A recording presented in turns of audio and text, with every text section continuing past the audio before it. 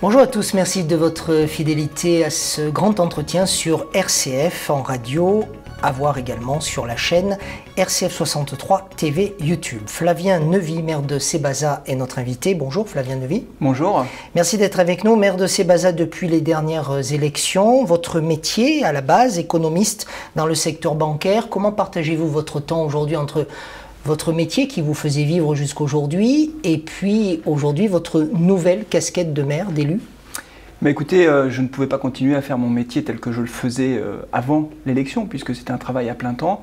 Et être maire d'une ville de pratiquement 8000 habitants, c'est effectivement une charge importante, et donc je ne pouvais pas faire les deux en même temps. Donc j'ai pris un temps partiel, très partiel dans mon entreprise, parce que je voulais garder aussi le contact avec le monde professionnel. C'est un véritable choix là, que vous avez fait, c'est-à-dire que je ne vais pas vous demander si vous serez candidat à votre succession, c'est ridicule comme question compte tenu des dates, mais sincèrement, vous êtes maire là pour 7 ans, vous avez donc fait le choix de consacrer moins de temps à votre entreprise et plus de temps à votre statut de maire. Oui, absolument, parce que je ne pouvais pas faire les deux. Je l'avais dit d'ailleurs pendant la campagne, parce qu'il y a beaucoup de Sébazaires qui se sont posé la question, en me posant la question tout simplement, mais si vous êtes élu, est-ce que vous serez à Sébaza? Et j'avais répondu que très clairement, je donnais la priorité à mon mandat de maire. C'est un choix professionnel difficile, parce que quand on a 42 ans et qu'on a un parcours professionnel, forcément, c'est pas un accélérateur de parcours professionnel. C'est une prise de risque importante, mais je l'assume parfaitement, je connaissais les règles du jeu. Vous êtes en train de dire, quand on accède au fauteuil de maire d'une ville de 8000 habitants, comme Sébaza, on prend des risques vis-à-vis de sa propre vie et en fait compte, c'est pas un tremplin vers autre chose. Disons qu'il y a deux cas de figure, si vous voulez. Quand vous travaillez dans le secteur public, le statut de l'élu vous facilite les choses. Vous pouvez vous mettre en disponibilité assez facilement. Quand vous travaillez dans le secteur privé, que vous n'êtes pas profession libérale, parce que quand on regarde aujourd'hui le paysage politique français, on a beaucoup de professions libérales, des médecins, des avocats, qui font assez facilement le lien entre leur carrière professionnelle et leur carrière politique. Mais quand on est salarié du secteur privé, c'est une prise de risque, parce qu'évidemment, ça peut empiéter sur votre carrière professionnelle. Moi, j'ai pris un temps partiel, j'ai eu la chance d'avoir une entreprise qui a accepté très facilement... L'entreprise aurait pu refuser? Absolument, oui, bien sûr. Bien sûr. Vous demandez de partir?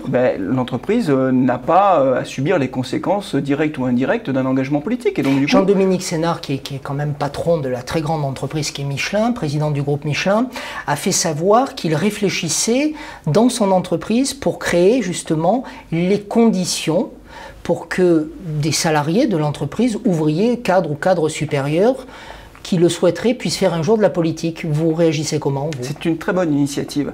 Si on veut renouveler le personnel politique, et on voit bien qu'aujourd'hui on a un problème avec la relation entre les citoyens et leurs élus, est compliquée parce que les élus donnent une image pas toujours formidable d'eux-mêmes et de la façon dont ils exercent leur mandat. Et donc si on veut élargir, rajeunir, renouveler le personnel politique, il faut effectivement qu'on ait plus de personnes qui viennent du secteur privé, de la diversité. Et ça, toutes les initiatives qui seront prises par les entreprises pour faciliter finalement cet engagement politique de leurs salariés, ira dans le bon sens. Mon premier adjoint travaille chez Michelin et donc c'est une excellente initiative de la part de Michelin.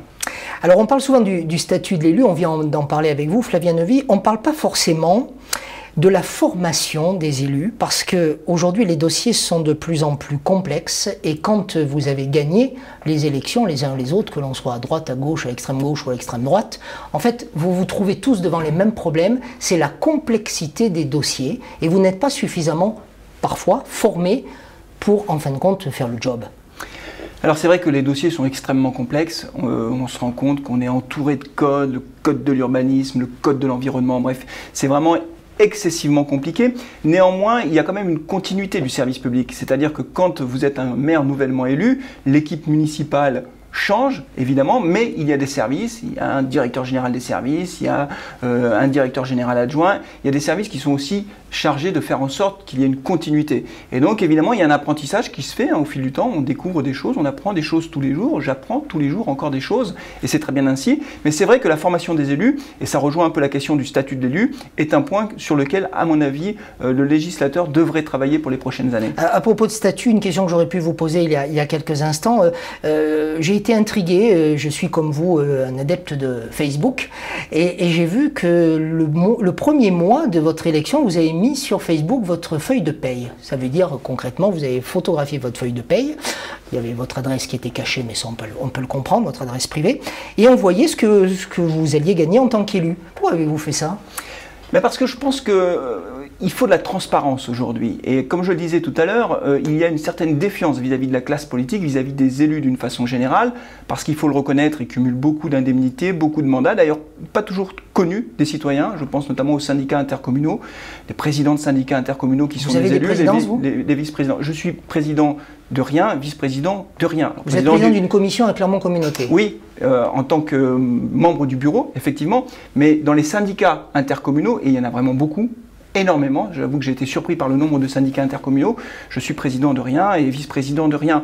Donc moi j'ai mon mandat de maire avec une indemnité de 1 450 € net, et en tant que membre du bureau de Clermont Communauté et donc président de la commission gestion des déchets ménagers, je touche 770 €. Mais je le dis parce que je n'ai rien à cacher et je crois que les élus devraient aller dans ce sens de plus de transparence. Ça veut dire que c'est un véritable, enfin vous êtes en train de nous faire comprendre que c'est un véritable sacerdoce que d'être aujourd'hui un élu de la République, maire d'une ville de 8000 habitants?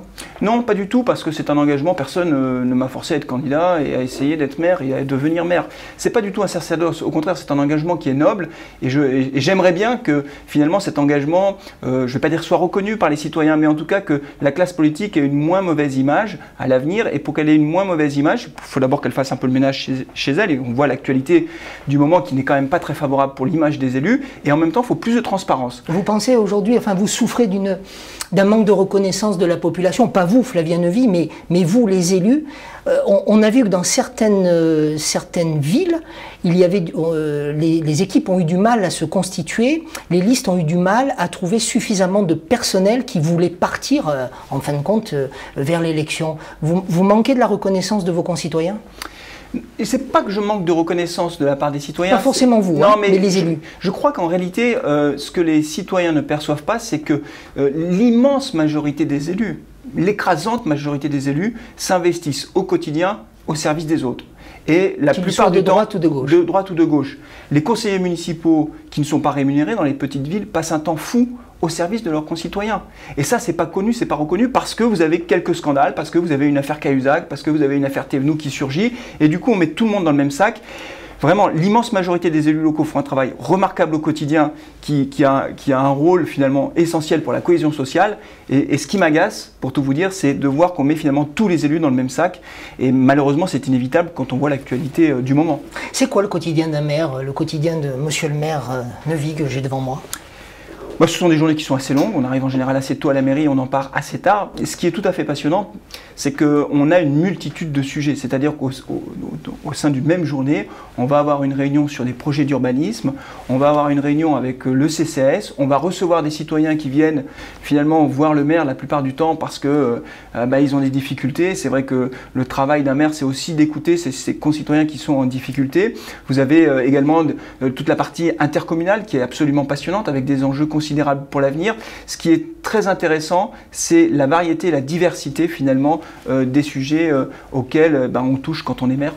Alors, je voulais vous interroger justement sur la partie intercommunale. Aujourd'hui, on sait que les villes ont du mal, vous venez de le dire en substance, à vivre seules, ne serait-ce qu'au niveau de la levée de l'impôt, comme l'on dit.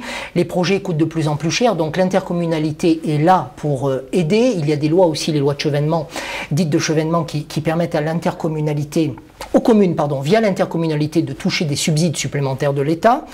À quoi sert encore un département quand aujourd'hui une communauté d'agglomération est plus puissante financièrement qu'un département ? D'abord, ce que je voudrais dire, c'est qu'on a du mal à y voir clair. Tout le monde est d'accord pour dire qu'on a un problème d'organisation territoriale, et ça, je crois qu'il n'y a personne pour dire le contraire, qu'on a des couches administratives qui se sont superposées, et qu'aujourd'hui, on est dans un enchevêtrement auquel on ne comprend plus rien. Et qu'une simplification... La commune, le pays de commune, oui, aidez-moi. Hein, l'agglomération, alors il y avait la notion de pays, l'agglomération, le département, la région. Les super-régions. Les super-régions. Alors du coup, on nous dit d'un côté, on va faire des super-régions, et en même temps, on veut faire disparaître le département. Si l'idée c'était de faire des super-régions, il fallait garder un échelon de proximité, le département. Si au contraire, si on voulait faire disparaître le département, le conseil général, c'est pas le département, mais le conseil général, à ce moment-là, il fallait garder des régions à taille humaine, faire les deux. 2, éloigner les centres de décision tout en supprimant l'échelon de proximité qui est le département, franchement, c'est incompréhensible. Donc pour vous, les super régions qui nous attendent, ce ne sont pas de bonnes idées. Il faut garder des régions à taille humaine et il faut garder des départements? En fait, il y avait deux choses. C'est-à-dire que si l'option, c'était de choisir des super régions, et moi j'y suis plutôt favorable, compte tenu des enjeux, des investissements nécessaires. Donc Rhône-Alpes-Auvergne, pour vous, c'est cohérent? Moi, je trouve que c'est cohérent et c'est intelligent et c'est une chance pour l'Auvergne. Mais si on fait ça, il fallait garder l'échelon intermédiaire, le Conseil général, pour un certain nombre de missions, peut-être à redéfinir. Plus besoin de la clause de compétence générale, qui peut comprendre que ce sont les régions qui s'occupent des lycées et les départements des collèges. Ça n'a pas de sens. Donc il y avait peut-être une redéfinition des missions du département, mais encore une fois, il fallait garder les départements si on fait des super régions. Et l'intercommunalité dans tout ça?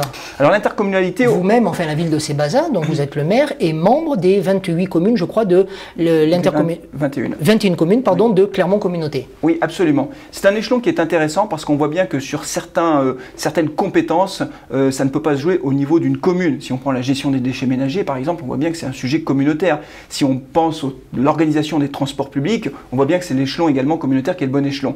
Je pense qu'aujourd'hui, on peut aller un peu plus loin en matière de synergie, justement pour essayer de réduire les coûts et de faire en sorte d'avoir à la fois un service public de qualité, opérationnel et en même temps des coûts réduits. Donc je pense que c'est un bon échelon, l'agglomération.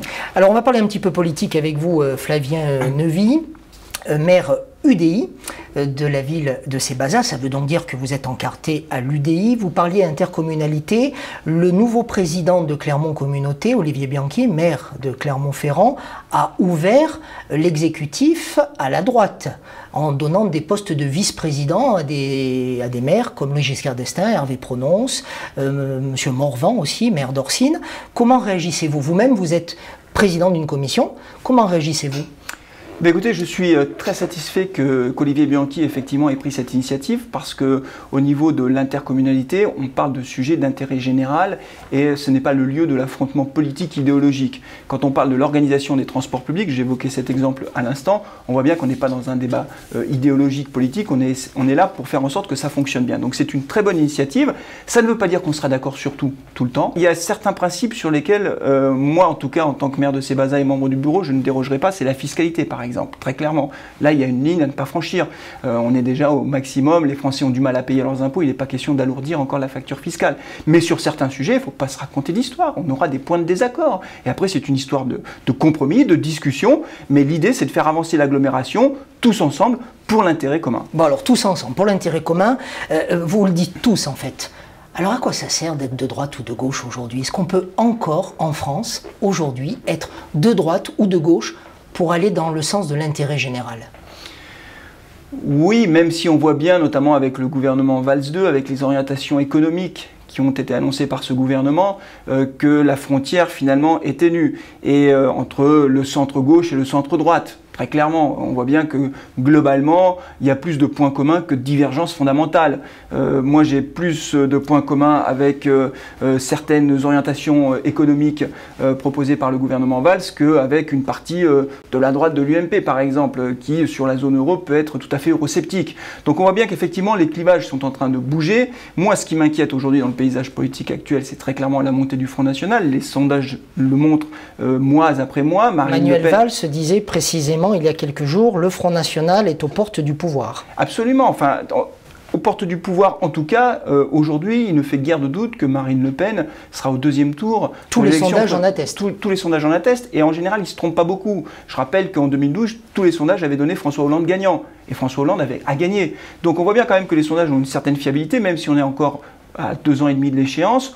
Elle a une avance telle par rapport à son principal concurrent dans tous les cas de figure qu'on peut penser qu'effectivement en 2017 elle sera au second tour. Et c'est inquiétant. Vous pourriez voter socialiste au second tour de l'élection présidentielle pour faire barrage au FN? Ah ben, entre un deuxième tour, s'il y a un deuxième tour Front National, Parti Socialiste, je vote Parti Socialiste, c'est très clair. Pour vous les choses sont claires? Les choses sont très claires. Bon, les clivages, vous dites aujourd'hui que en fait ils ne sont plus fondamentaux pour faire avancer le pays, mais qu'il y a encore des idées qui font qu'on est de droite ou de gauche. Oui, il y a encore des idées qui font qu'on est de droite ou de gauche, mais très sincèrement, j'ai le sentiment quand même qu'au fil du temps, au fil des années, même si l'histoire politique de notre pays évolue en permanence, on voit bien quand même que certains points de clivage sont de plus en plus ténus, encore une fois, entre le centre-gauche et le centre-droit. Franchement, quelquefois, ça se joue vraiment à la marge. Vous êtes membre de l'UDI. Que défend votre formation politique au regard, par exemple, d'une autre formation centriste que pourrait être ou qu'est le MoDem? Avec le MoDem, il y a quand même de nombreux points communs. Et c'est d'ailleurs pour cette raison qu'aux élections européennes, l'UDI et le MoDem ont décidé de présenter des listes communes. Et pourquoi vous n'êtes pas ensemble alors? Écoutez, je crois que c'est là aussi le résultat de l'histoire récente. François Bayrou avait pris un positionnement... François Bayrou, c'est le MoDem. C'est le MoDem, il avait pris un positionnement en disant ni droite ni gauche, alors que le positionnement historique de l'UDF, ça a toujours été le centre-droit. Donc il a changé finalement le positionnement de ce parti politique, et c'est pour cette raison d'ailleurs qu'il y a eu la création du nouveau centre, etc. Mais globalement, on voit bien que l'UDI et le MoDem sont extrêmement proches, et notamment sur la question européenne. Les centristes sont européens, et les centristes, et j'en fais partie, on a un peu marre que systématiquement on rejette la responsabilité de nos problèmes nationaux sur l'Europe. Si on n'y arrive pas, c'est à cause de l'Europe, c'est à cause d'Angela Merkel. Tout ça, c'est absurde, ça n'a pas de sens. Réglons nos problèmes nous-mêmes. Ça, c'est un point très clair qui réunit la famille centriste, l'Europe, par exemple. Et où se situent les différences vis-à-vis de vos amis de l'UMP ? À l'UMP, il y a quand même plusieurs lignes sur l'Europe. Si on prend l'exemple de l'Europe, vous avez une partie de l'UMP qui est quand même très eurosceptique. Moi, aujourd'hui, ce qui me frappe, si vous voulez, d'une façon générale, alors je le dis pour l'UMP, puisqu'on parle beaucoup actuellement du retour, du vrai, faux retour, programmé, pas programmé, de Nicolas Sarkozy, mais c'est vrai également pour la famille centriste, c'est que globalement, on est peu préparé pour les prochaines élections. Quel est le programme de l'UMP aujourd'hui? Si demain il y a des élections législatives anticipées, quel est le programme de gouvernement? Vous y croyez, vous, à la dissolution par François Hollande de l'Assemblée nationale, donc aux élections anticipées? C'est pas impossible. C'est pas impossible. Vous le souhaiteriez? Moi, je souhaite... Enfin non, je souhaite rien. C'est pas à moi de souhaiter ou pas une dissolution. Ce que je constate simplement, c'est que la majorité de François Hollande aujourd'hui est très faible à l'Assemblée nationale, qu'il y a une divergence. Il y a une vraie fracture entre l'aile gauche du PS et l'aile droite du PS. Je vais le dire comme ça, il y a une vraie fracture. Et elle est profonde. Et aujourd'hui, vous avez quand même des députés qui, clairement, ne voteront pas la confiance au gouvernement Valls. C'est quand même extraordinaire quand on y pense 2 secondes. Donc là, il y a une vraie fracture idéologique, il y a des vrais points de rupture. Et donc, du coup, la droite, dans ce contexte, j'ai le sentiment qu'elle n'a pas beaucoup travaillé encore. Et je mets la famille centriste dedans, l'UDI. Quel est le programme de gouvernement? Si demain, il y a des élections législatives, que fait la droite au pouvoir? Est-ce qu'elle fera mieux ou pas?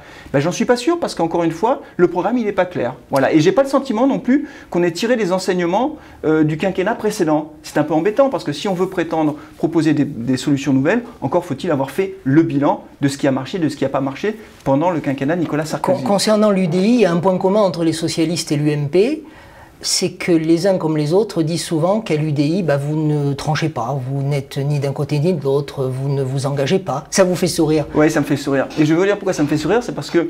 c'est vrai, vous l'avez entendu ça aussi. Mais bien sûr. Mais pourquoi? Pour une raison simple, c'est que dès le départ, Jean-Louis Borloo a positionné l'UDI... L'ex-président de l'UDI. Absolument, il a positionné l'UDI en disant « nous sommes dans l'opposition, mais dans l'opposition constructive ». C'est-à-dire que quand il y a des choses qui iront dans le bon sens, on ne votera pas contre par principe. Alors ça surprend beaucoup des partis traditionnels, l'UMP et le Parti Socialiste, qui systématiquement, quand elle est dans l'opposition, quand ils sont dans l'opposition, critiquent toutes les propositions qui émanent de la majorité. C'est une posture... On en revient à la question des clivages. Absolument, mais c'est une posture politique qui est absurde. Moi je regrette par exemple qu'il n'y ait pas plus de ténors de l'UMP qui ait, encouragé Manuel Valls sur un certain nombre de propositions en faveur des entreprises, par exemple. Être dans la posture politique, les gens n'y croient plus. Ça décrédibilise encore une fois la parole publique. Donc l'UDI est dans la construction et dans l'opposition constructive. Et quand ça va dans le bon sens, on n'hésite pas à le dire. Là, c'était un regard national de ce que fait des actions de l'UDI. Mais localement, comment l'UDI se porte-t-elle?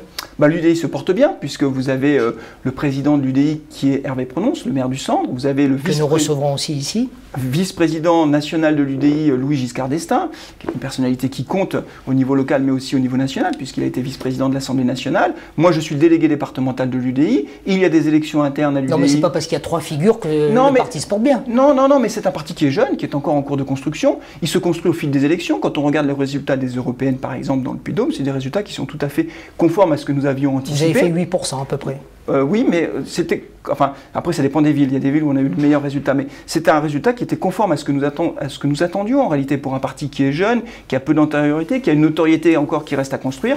Globalement, j'ai envie de dire que l'UDI suit sa route. Flavien Neuvy, maire de Sébaza, était notre invité aujourd'hui sur cette émission Croisée Radio-Vidéo, à suivre à nouveau en podcast sur le site de RCF 63, mais également à retrouver en podcast et en vidéo sur RCF 63 TV YouTube. Merci Flavien Neuvy. Merci.